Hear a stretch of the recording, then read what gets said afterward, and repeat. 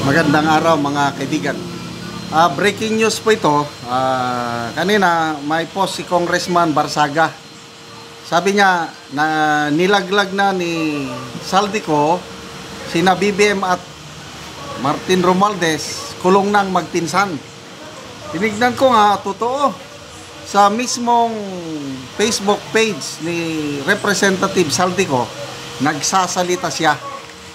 Sinasabi niya, inutusan lang ako. 100 billion ang ipinasingit ng Pangulo sa budget. Grabe.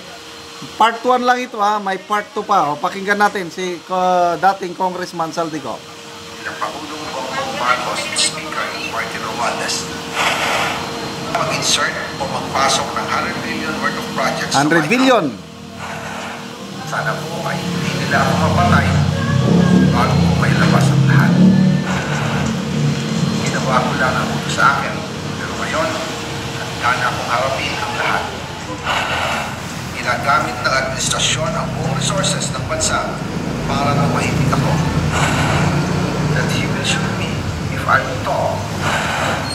Gagamitin ako bilang panakibutas sa kanilang kampanya laban sa korupsyon. Hindi na ako mananahimik. Ilalabas ko ang lahat ng katotohanan. May resibo, may ebidensya, at may pangalan. Para sa bawat Pilipino, alam ko na buo ang galit niyo sa akin ngayon. Naunawaan ko rin bakit.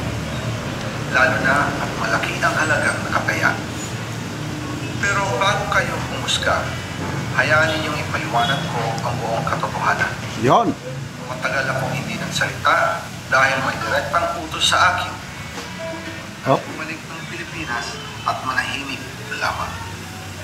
Umalis ako noong July 19, 2025 para sa aking medical check-up. Nakaplanong bumalik pagkatapos ng SONA ni Pangulo. Pero habang papauwi na ako, tinawagan ako ni dating Speaker Martin Romualdez at sinabihan, stay out of the country. You will be well taken care of as instructed by the President. Oo, naniniwala pa ako sa kanila, kaya't hindi ako bumalik. Tumiko ang aking bibig, sumunod ako, pero hindi ko alam. Ang ibig pala nilang sabihin sa aalagaan ka namin ay gagamitin ako bilang panakibutas sa kanilang kampanya laban sa korupsyon. Yan. Ginawa nila akong poster boy ng kanilang sariling kasinungalingan. Ngayon, hindi na ako mananahimik.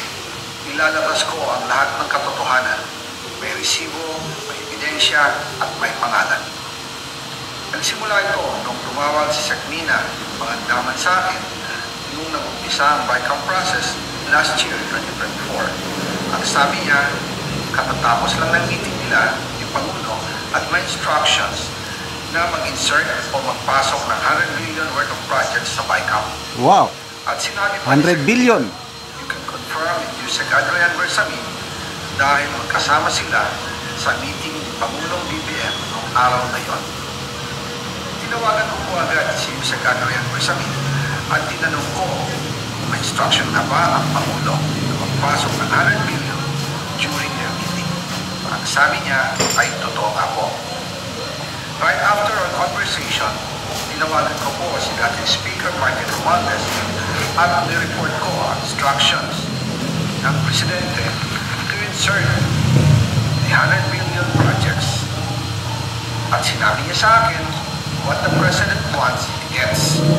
After ng ilang araw, nag-set ko ng meeting si Secmina Pangandaman at Yusek Adrian Bersamin sa amin, dating Speaker Martin Romualdez sa Guadalupe, Grade 4 ng Malacanang at nandun din po si Yusek Jojo Calis. During the meeting, binigyan ko ni Yusek Adrian Bersamin ang listahan ng worth 100 billion. Tinanong ko po si Yusek Adrian kung saan galing ang listahan. Ang sagot niya, galing kay BBM mismo at binigay niya ito mula sa brown leather bag. Nung sinabi ko ni Yusek Adrian Bersamin, yung brown leather bag, naalala ko noong nasa Singapore kami right after the elections, May 2022, sa Hilton Hotel, kami ni dating Speaker Martin at BBM habang pauwi at pabalik ng Pilipinas, hinabol ng PSG ang brown leather van at ang sabi ni PBBM, maiwan na lahat, wag lang ang brown leather van. Kaya naniwala ako na utos talaga ito ng Pangulo.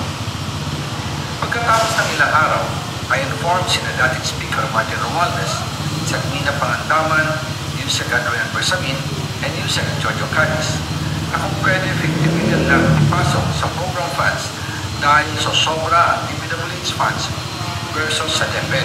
In practice, hindi pwede na mas malaki ang budget ng DPWH kaysa edukasyon. Ipalas na 50 million ilagay na lang sa program funds for the 2025 budget dahil Office of the President din ang nagre-release ng lahat ng program funds. Pagkatapos ng isang araw, tinawagan ako sa Mina at sinabi ang mensahe ng Pangulo. Ipasok ninyo yan dahil pinangako na sa akin ni Speaker Martin yan at hindi na pwedeng baguhin. Kumbaga, ang utos ng hari hindi pwedeng mabalik. Again, I informed the Speaker and asked clearance about the instructions ng Pangulo. At ang sabi niya, wala tayong magagawa. Kaya po nagtataka ako kung bakit sinasabi ni Pangulo na hindi niya makilala ang budget. Samantalang lahat na binawas at dinagdag sa mga ahensya ng gobyerno ay humihingi ng approval sa kanya si Sagmina Pangandaman. Okay. So, abangan ang part 2. Yan, part 1 lang yun. Okay, ano kaya ang reaksyon ng Malacanang dito? I'm sure si Auntie Claire Castro sasabihin, sinungaling yan, hindi yan totoo. But bahala na ang taong bayan, public court of public opinion. Kung ako ang inyong tatanungin, it makes sense. Itong sinasabi ni Saldico, ito na yung answered prayers. Na sa wakas, nagsalita na siya dahil hindi niya magagawa yung mga nangyari kung siya lang. Meron talagang nasa taas niya. Kaya nakakapagtaka bakit ayaw nilang i-cancel ang kanyang passport. Napakadaling pag-cancel ng kanyang passport kung gugustuhin ng administrasyon. Sabi nga, kung gusto, maraming paraan. Kung ayaw, maraming dahilan. So, ako, personal opinion ko lang ito. Naniniwala ko dito sa sinasabi ni Saldico at abangan natin. Sigurado dito, yung upcoming rally, November 6, lalong dadami ang mag-attend dahil sa galit. Kasi nga, mismo utos pala ng Pangulo sa kanyang pinsan na ganito ang gagawin nila. Okay mga kaibigan, salamat sa inyong pagsubaybay sa ating channel. Nakakatulong kayo ng malaki sa tribong talandig ng Bukidnon na tinutulungan natin. Nagbibigay tayo ng mga libreng yero at pako para makapagpatayo itong tribo ng mas maayos na tirahan. Panoorin nyo ang video na ito. Nani ang mataga no gyero. Ayo sir sa imong hinabang labaw sa tanan sa atong Ginoong So, mao ni ang balay ni Lolo. So, tuluan na kayo siya kay gipang butangan lang og each ka step. Kung muulan, so tuluan ni gud siya.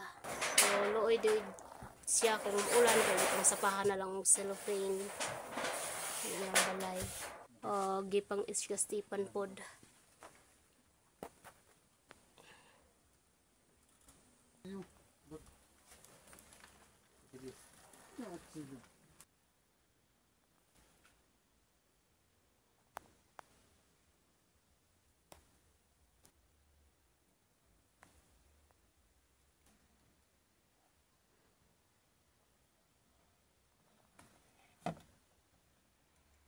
So, pila na ni katuig ko lang imong balay sa 9 ani na. 14 na katuig. So, 14 years na. So, aya pa napulihan og yero kol. Daw aya pa gyud. So, nganong ka aya pa man mapulihan og yero? Aya pa ipulihan kay na diyan magbagyo, wa pa ni maghigbagyo na.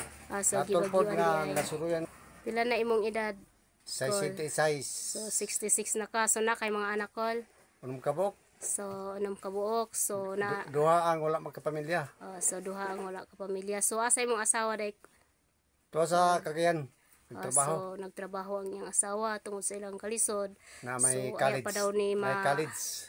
mapulihan ang ilang balay nga yero. Kung kalisod ang akong asawa kaya pagin makabalay og eksakto kung kay nakita ko ang gitasag nga makatabang sa among mga problema. Sige call kay tagaan naman ka call so mag-atop na ka. Makatop na ko. Mag-atop na ka. Kay Dili kapag lupad na kaya magiging kaya hinangin. sige, salamat call.